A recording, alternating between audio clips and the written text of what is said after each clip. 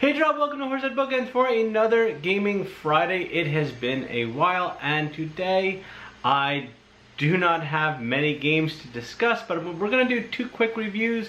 I want to talk about something else that I'll get to in just a second. Over the week, I did get to play two new games. I played Beyond the Sun, and I played Pulsar 2049. So here are two quick reviews. I don't have much footage of it, but I will insert some photos. Most of these photos are mine, except the last one. Beyond the Sun from Rio Grande Games came out in 2020. It is a worker placement style game where you develop 4 different tracks. It is scientific, economic, military, and commercial. Over the course of the game, you want to upgrade higher level technologies to hopefully get some end game win conditions. The game was a little long. It was also a little dry.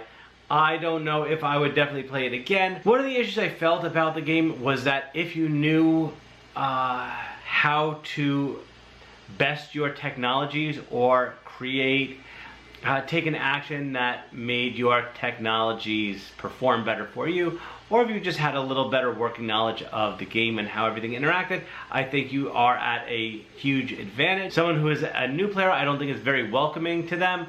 So I definitely want to try it again now that I have a better understanding of the game, but upon initial play, it really wasn't my favorite. Next up is Pulsar 2849. This came out in 2017 from Czech Games Edition, I believe. Pulsar 2849 is a dice drafting worker placement game where you use the dice from a community pool to purchase certain actions. Depending on the dice you pull, you might get a reward or a penalty on where they are on the track. Now, Pulsar is an extremely tight game, only played over 8 rounds, and you really have to optimize what you're doing or go into the game with certain strategy. There are 3 goals that are randomly selected before the end of the game, and what you're trying to do is really capitalize on that goal and earn other things that and victory points that you'll get over the course of the game. The points do get extremely high, and only having 8 rounds makes this game go by very quickly. Again, I don't have many photos of the game, but the last one was, I think, the final stage of the board when we were finished. Now, Pulsar I really enjoyed. I do like dice drafting. I do like worker placement games. Again, this is one that if you are knowledgeable of the game, you will be able to, I don't want to necessarily say exploit how to play, but you kind of know what you want to do to generate the most victory points for the end of the game. However, this game I felt very exciting. I do want to play it again. Only having 8 rounds, you don't get to really do a lot of things, so you kind of want to focus on a certain task. But sometimes, because player order does change, you might not get to accomplish certain things that you want done, which happened a few times, where you're basically blocked out of a certain action that an opponent might take. But I was really happy playing this game, and I can't wait to play this one again. Alright, so enough about board games, and what I really want to talk about is painting miniatures. I have not done this in quite some time, and I recently got Massive Darkness 2 along with Massive Darkness 1, which I still haven't painted, but I want to get back into painting. If you want to see the Massive Darkness unboxing, you can click right there and check that out.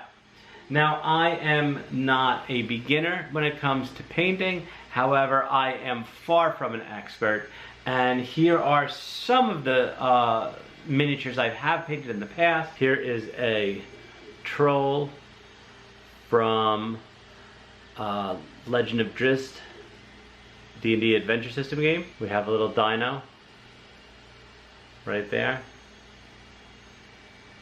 It keeps on focusing on my head. Most of these I have painted from the D&D Adventure System games. This is because I use them in regular D&D campaigns as well, and they come in super handy. Now, these next minis I painted were from Anachrony by Mindclash Games, which is one of my favorites. I just grabbed 3 of the factions right now, so we can take a look at those.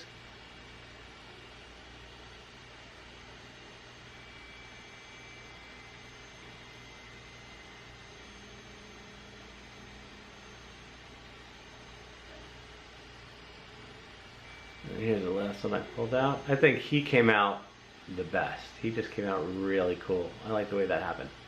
Alright, so the reason I'm talking about painting miniatures is since I did get Massive Darkness 2, and it has a lot of stuff in there, and they would look really cool once they're painted, it is a lot, and I want to paint them quickly, and I want them to look good.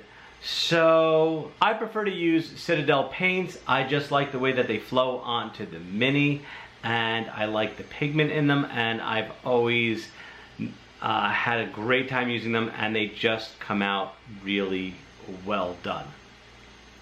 However, I have a lot of minis that I want to paint in a short period of time, and I kept hearing about this either speed paint from one company or contrast paint, which is by Citadel.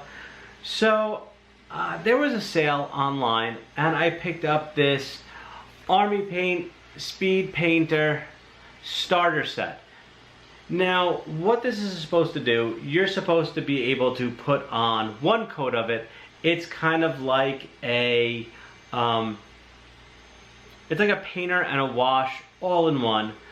So it gives you some nice shaded detail on these. You still will need to do a little fine tuning, a little touch up on some of the parts. But I've never used Army Painter before, and I know people who love their paints. So just because it was on sale, I decided to pick it up and give it a try. But I wasn't going to be happy with just Army Painter because I haven't used it. So I also picked up this Citadel contrast paints. I got one in gray and one in Skeleton Horde because I was looking for a bone color. And like I said before, I've always been a huge fan of Citadel, so we're gonna go and paint up some quick models for Massive Darkness. I already have them all primed up. We're gonna check them out, and we're gonna go head to head. We're gonna do, we're gonna try a gray against Citadel's gray. I think it's Graveyard Gray. And we're gonna try Citadel's Skeleton Horde against Army Painter's Pallid Bone. And we're gonna see how they come out. Again, I've never used these before. This is my first time. So let's head over and get this set up. And we're gonna paint 4 different minis really quick, and we'll see how they come out. All right, so this is what we're painting right here. These are little portals from Massive Darkness 2. They've already been primed with an Army Painter color primer. It is a matte white. So we're going to be doing these, and we're going to be doing 2 of these little fountains, if it would focus in on them. They're primed as well. We're going to do the, let's do the portals first. We have the Pallid Bone from Army Painter, and we have the Skeleton Horde from Citadel, and I'm using this free brush that came with Army Painter. I have other brushes, but this one's got a pretty big tip, so it should be good. Now also what I do is I also like to use a headlamp to see when I paint. So I'm gonna have that on as well. Let's get started. I gotta shake up these speed paints. I'm gonna put some in this little tray right here. And we're gonna see how they come out. And it kinda looks brown. So it doesn't really look like a bone color, but we will definitely see. Alright, first one, let's do it. Alright, I'm going to lay it on pretty thick so it really gets into the recesses. Oh, I see. It is yellowish. It's not bad.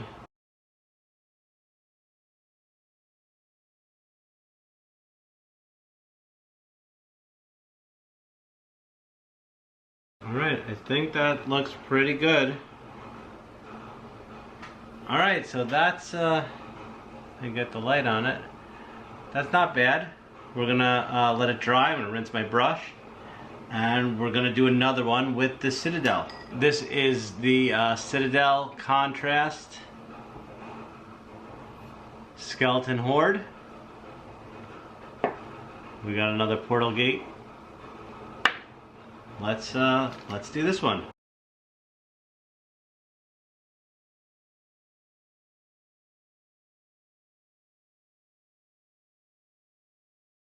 All right, so we got that one done, and it looks like I have to change the battery. So let me go and do that one. All right, so I did both of the bone-colored paints, and we'll take a look at those in a few minutes as soon as they're dry. Right now, we're gonna test out the Gravelord Gray from Army Painter and the Basilicanum Gray from Citadel. Again, we're painting these two. I think they're supposed to be water fountains. I'm going to start with the Army Painter. Gotta give it a good shake.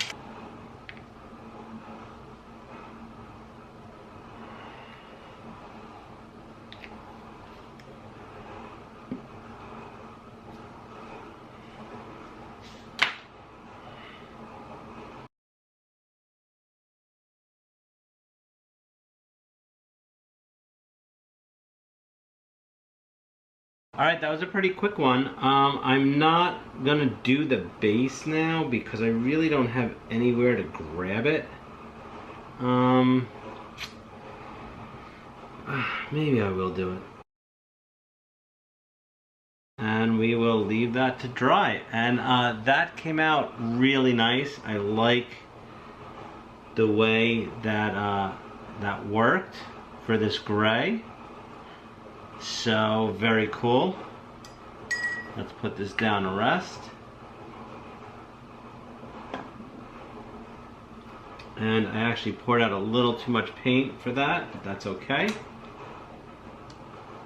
Next up is the Basilicanum Gray. Now this, I know, needs a good shaking because it was kind of separated at the store when I bought it. Number 2, here we go.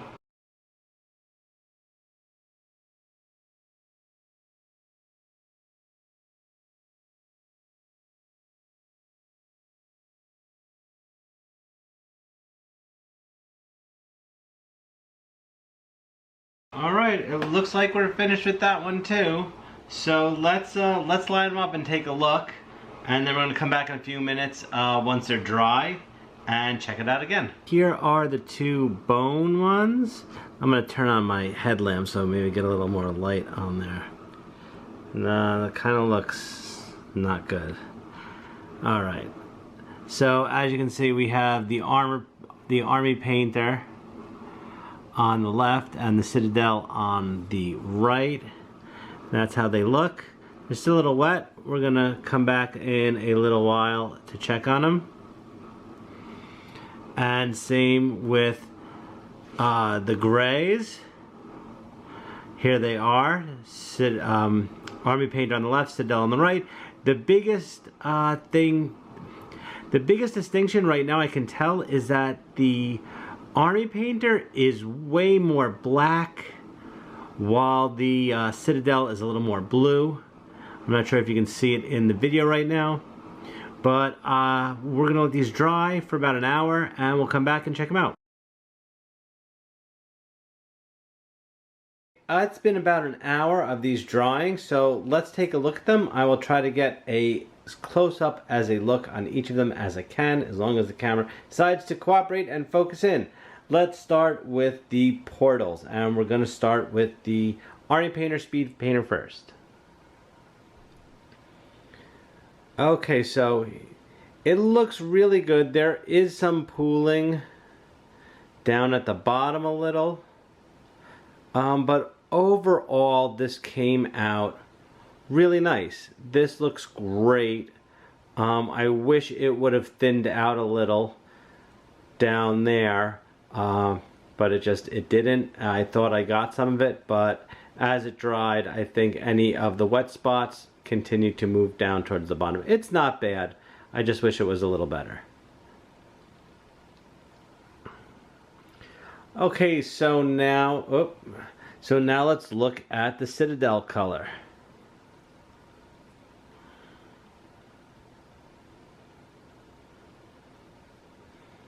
And here we have the Citadel color. It looks very similar. I'm not getting a lot of the big pooling spots down at the bottom. The darker, in the recesses, it seems a little darker. Where it's dark, it's a little darker. As far as the bone yellowish color, looks great. I think that either one of these would be fine to use. As you can see, the Citadel one here on the right is a little darker, a little browner, a little blacker. This one has a little more yellow in it. It's a little lighter. The brown is also a little lighter as well. But both came out excellent, and I would use either one when doing anything with bone on it. Alright, next up are the grays. Let's take a look at the Army Painter one first.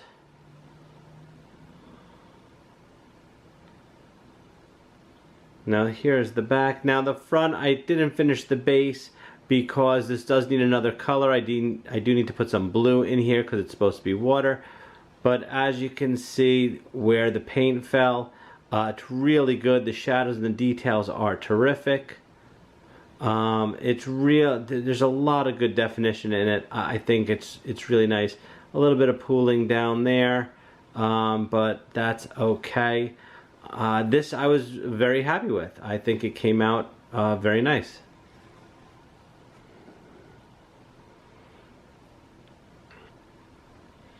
And here we have the Citadel.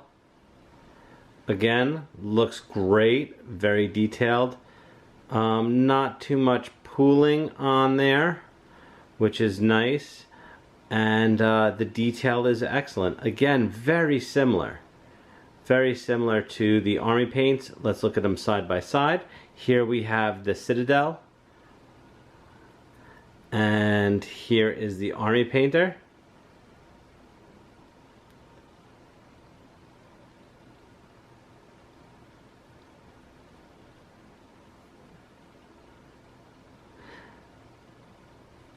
And there you have it. You see, this is a touch more bluish. This is a touch more purple in the color. When they went on, the Army Painter looked a lot more black, whereas the Citadel looked a lot more blue.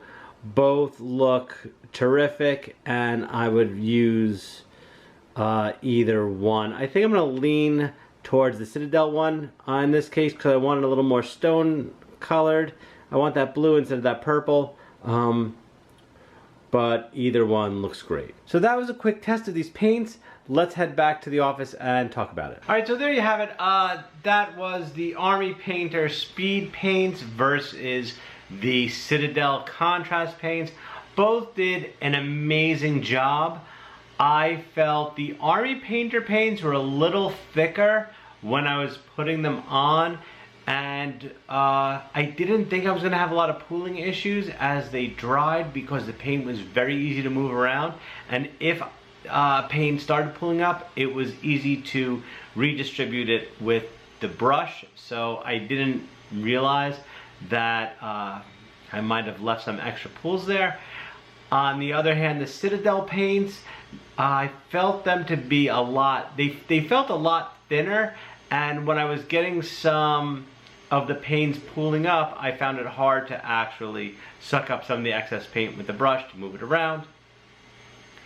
But they both came out terrific. I was very happy with both of them, and I definitely can't wait to paint a bunch of the other stuff that I have. Both were great, both did the job. So I'm probably going to use the Speed Painter starter set from the Army Painter first to do most of the painting, and then I have the extra Citadel paint in case I need more. Now, because they were so even, let's talk about price. If you paint minis, you know that Citadel paints tend to be a little bit on the pricier side. I think I paid $7.50 for each pot of contrast paint. They run anywhere between $6 to $8, so it's not cheap. Whereas this Army Painter set was, I believe it was $45. You got 10 paints in there, so that's $4.50 per bottle. So this is definitely a much better deal. And as you can see, they do just as good as a job as the Citadel paints. So it's destroying my brain right now because I am so happy with, I've always used Citadel paints and I've been super happy with them, but I ordered 3 basic Army Painter paints. I got a red, a blue, and a yellow, and I can mix them as I needed, and we're gonna see how good their regular paint is. Maybe I'll do that in another video, but for now, I think these are terrific if you're looking for some of the speed paints, and same with the Citadel. If you're a Citadel fan, go ahead and get some of the contrast paints. They work great, and I can't wait to use some more, and hopefully it won't take me forever to get Massive Darkness to paint it. So if you like the video, please give it a thumbs up. Also, please don't forget to click on subscribe, ring the notification bell. You will get notified as soon as I upload new videos. Any questions or comments, feel free to post them below, and I will get back to you as soon as possible. Otherwise, talk to you later.